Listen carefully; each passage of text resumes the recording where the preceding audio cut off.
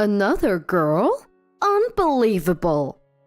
Linda, my mother-in-law, exclaimed right after finding out the gender of our fourth child. You should divorce him if you can only give birth to girls. Mom's right, so you have no choice but to obey, Lawrence said with a smile, announcing the divorce. Fine by me, I thought. I'll leave with my 3 daughters. I accepted the divorce in anger. But when our fourth child was born, I couldn't help but smile contentedly. My name is Vivian, a housewife and a mother of 3 young daughters.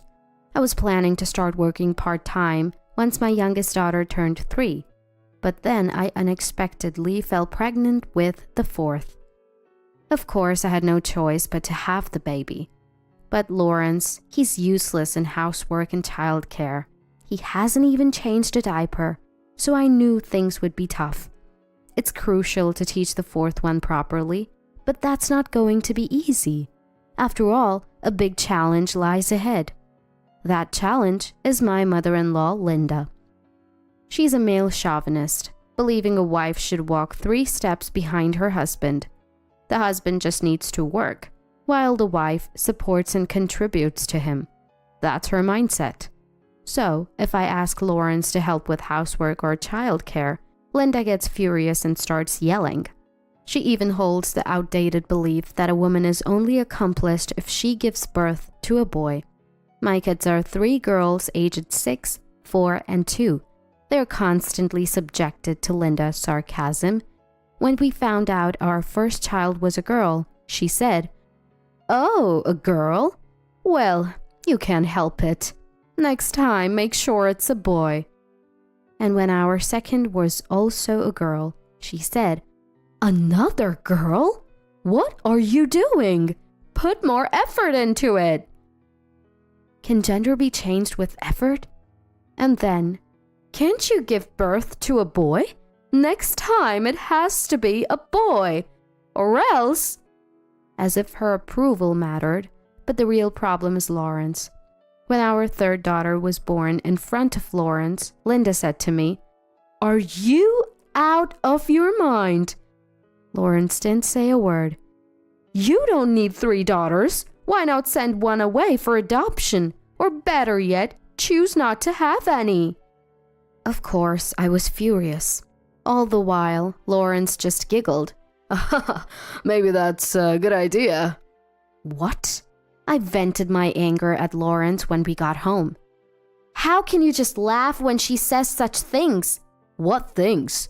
Calling me crazy, saying we don't need 3 daughters, suggesting adoption. That's normal. Mom's right. It's a perfectly reasonable opinion. Linda is a son supremacist. Lawrence is a mom supremacist. What a pair. How can a father be okay with his daughters being unwanted? Linda completely ignored our 3 daughters, I said. Did she?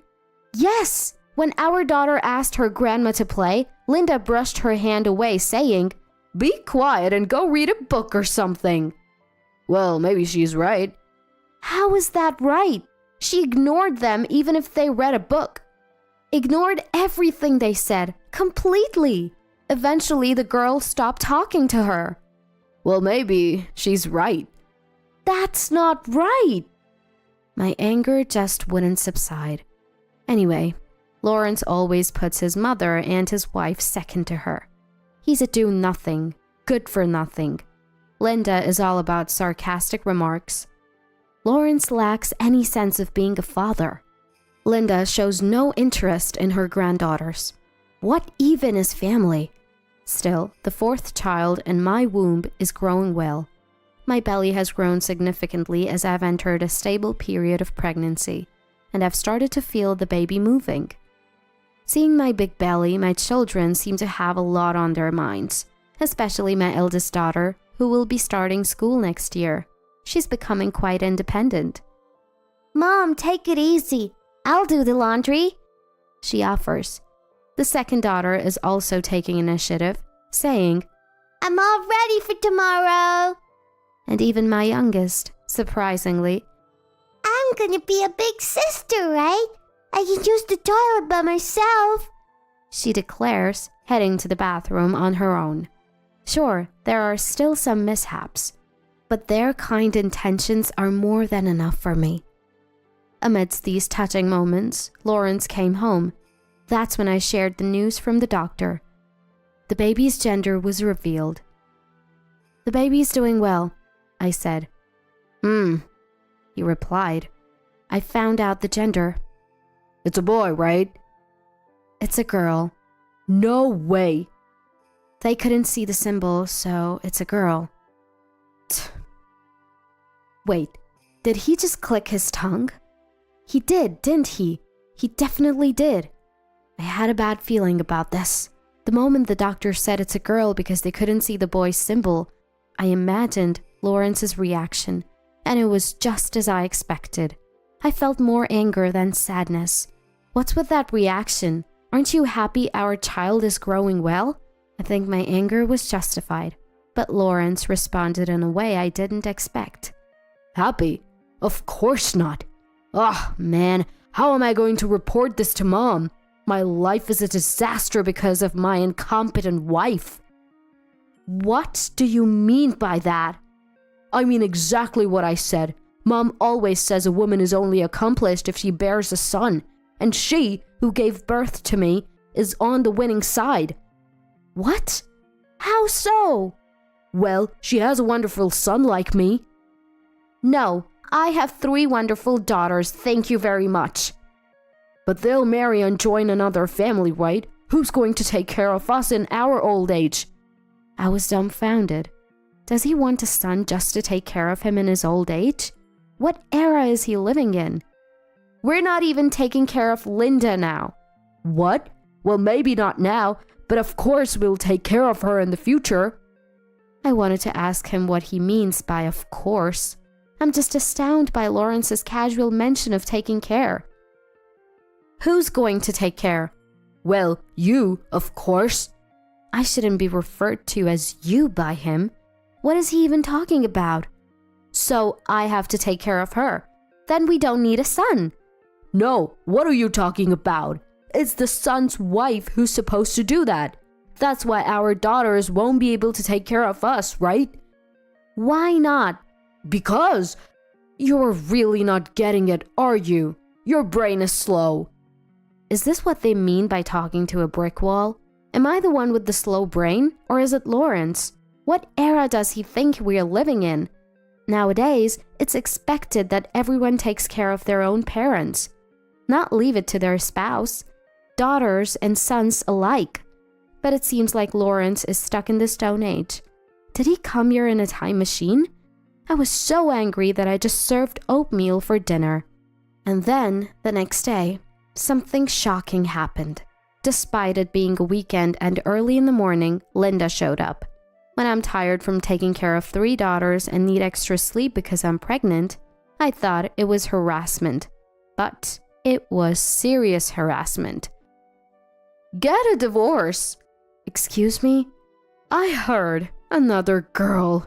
Can you believe it?" "Excuse me?" "So get a divorce." "Excuse me?" That's all I could say. Me, stunned, and Linda with her arms crossed and a cold look. Then my daughters came. "Grandma, I'm getting a little sister," said my youngest. To that, Linda replied, "You were a disappointment, and now an even more disappointing child is going to be born." She made my youngest cry. Then came my middle child. "Grandma, that's terrible. My sister will be adorable. She's not disappointing." Linda responded, "I had a bad feeling when you were born. You're disappointing too." She made her cry as well. Finally, my eldest appeared. "Grandma, you're the worst. I hate you." But Linda countered, "I'm the worst too, huh? All granddaughters, no, grandsons. Don't worry, I hate it too." And she managed to make all 3 of my daughters cry. What on earth is she saying? "Linda, isn't that too much? Apologize to my daughters." I didn't say anything wrong. A wife who can only give birth to girls is useless. I yelled back with a fierce face, only to be met with an even fiercer retort. I'm not going to lose this. But just as I was about to stand my ground, Lawrence put his hand on my shoulder. Say something, will you? Well, what can I do? Mom says so. We have to obey, right? What? Confused, I turned to Lawrence. Mom says so, right? What? She says since you can only give birth to girls, we should hurry up and get divorced. We have to obey, right? That's the duty of a son. What are you saying? Well, that's the situation. So we're getting a divorce. Can divorce really be mentioned so casually with a smile? Is it something that can be decided so easily? The anger welled up inside me. Lawrence chose Linda over his wife and daughters without hesitation. And in just 3 minutes, the moment I realized this, my decision was swift too. My feelings cooled in an instant. If he took 3 minutes, I decided in 3 seconds. Okay, I replied. Okay, I'll leave with the daughters. And make sure you pay child support. Lawrence nodded with a smile at my words, and Linda too was smiling satisfactorily. We were never a family from the start. That's why it never worked out. With that thought, I quickly contacted my parents and started preparing. It was busy, but things went smoothly thanks to my father, who took action on behalf of pregnant me. He asked a lawyer friend to handle the divorce settlement and child support. Moving to a different state was stressful due to the change in hospitals, but luckily I found a good one. After the divorce was finalized, I gave birth to the 4th child. The result was surprising. Raising 4 children was really tough. I couldn't have done it without my parents' help. The thought of raising 4 children alone, if I hadn't divorced, is frightening. Lawrence and Linda certainly wouldn't have helped. In that sense, the divorce was truly a blessing. The youngest will grow up without knowing their father, which I regret. But Lawrence never cared for the children anyway. It would have been the same with the 4th. When I asked my eldest, "Do you miss Dad?" her reply was, "It's no different from when we lived together, so I don't feel anything." The kids don't miss their father, and life with me and my parents is peaceful. But then I found myself trembling in front of my bank book. Why? Because Lawrence hadn't transferred the child support. Living at my parents' house is one thing, but life gets tough without child support. This is serious. Reluctantly, I contacted Lawrence. Not wanting to call, I emailed him. No reply. So I sent a WhatsApp message. Ignored. What a joke. He's still the father of the children, divorce or not. As I was dreading making a phone call, it turned out I didn't have to, because he showed up himself. Yes, Lawrence came to my parents' house, with his mom in tow. Wow, long time no see. When I got home, there were 2 familiar faces at the gate, and my face stiffened. It was indeed Lawrence and Linda. Vivian, what on earth do you mean by this? What? Linda hadn't changed, even after so long. She started yelling without even greeting me. I tilted my head in confusion and she got closer. Too close. Back off. It's scary. My son was told at work. It's outrageous not paying child support. Right. Even with the court order, going through the hassle of enforcing wage garnishment seemed tiresome. So I had tried consulting Lawrence's company, but it seemed the word got directly to Lawrence himself. Well, that makes sense. Can't rely on a man who doesn't pay child support. They're even talking about demoting him at work. That's tough. Well, it's not of my concern, really. I guess my thoughts showed on my face because Linda glared at me fiercely. But then she noticed, with surprise, what I was holding. Yes, I was holding my fourth child. Unperturbed by Linda's loud voice, the baby slept peacefully. This is the fourth child. Yes, we just came back from the baby's checkup. She doesn't look cute like you. Thank you. Well, whatever. Really? Her first meeting with her grandchild since birth and she's indifferent? Typical Linda. Anyway, tell the company you're receiving the child support. But I'm not. We're a bit tight on money right now. We'll pay again when we have more. Tight on money? With what? Lawrence's salary wasn't small. With his income, child support, and Linda's pension and inheritance from my late father-in-law, they should live comfortably. So why the hardship? Linda, almost spitting, blurted out, "We can't go on vacations." Excuse me? Every day dining out with friends and we won't be able to do that. My son needs money for matchmaking to find a new wife. Seriously? Not seriously. If you understand, then don't complain about missing child support. But I will. What a struggle to live. Ridiculous. I sighed heavily and looked at my baby. It's tough, isn't it? Your grandma and father are so greedy. You mustn't grow up to be like them. I added another comment. Huh? I won't be like that, man. Right. You'll grow up to be a fine, handsome man. Call me a doting parent. I don't mind. But to Linda and Lawrence, something else was more shocking. They gasped. Huh? Wait, Vivian. Lawrence finally spoke. Did you just say he? Yes, I did. And handsome. I heard that right? Yes, you did. So the baby you're holding is... Yes. A boy? Yes, he is. Huh? At the moment I nodded. Lawrence and Linda's screams echoed through the neighborhood. Linda was flustered. Wait, Vivian! Are you saying that child is a boy? Indeed, he's a boy. What do you mean? I mean, he's a boy. No, wait! What am I waiting for? You said before the divorce the fourth child was a girl, right? I said the doctor thinks it might be a girl because they couldn't see the symbol. I never confirmed it was 100% a girl. But however... It's rare, but sometimes the symbol is hidden and it's not visible. No. I expected they would react like this, so I kept silent on purpose.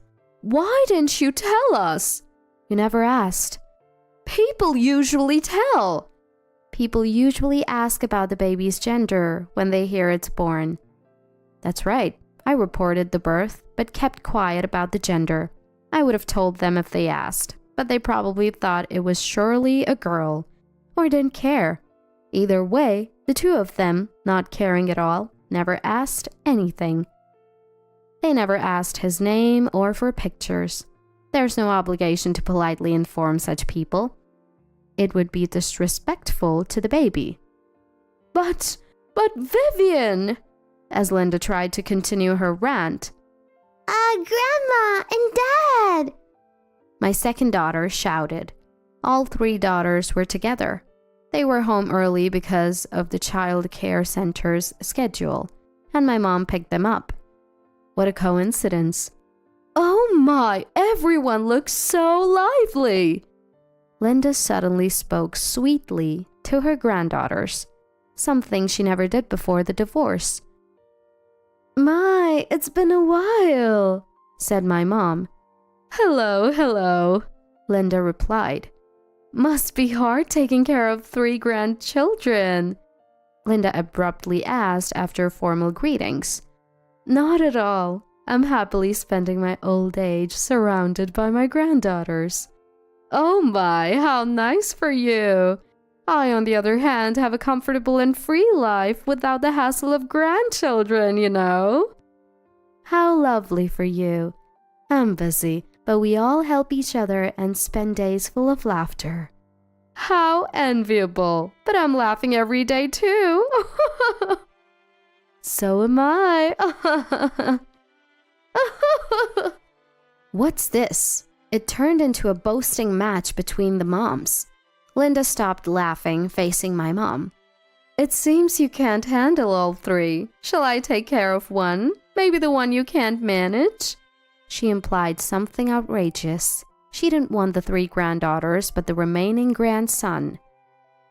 I'm experienced with boys. I should take care of the grandson. Just as expected, Linda, with her male chauvinism, said exactly what I thought she would, but my mother laughed it off. Ha! What a joke. How could you, who deemed your daughter-in-law and granddaughters unnecessary, possibly take care of anyone? That's not true. Because it's a boy, right? Who would accept such a ridiculous story? Weren't you the one who proposed divorce and said you didn't want grandchildren? Wasn't that from your side? Initially, it's your daughter's fault for only being able to give birth to girls, right? How unfair to now give birth to a boy. If I had known it was a boy, I wouldn't have allowed the divorce. What kind of a thing is that to say?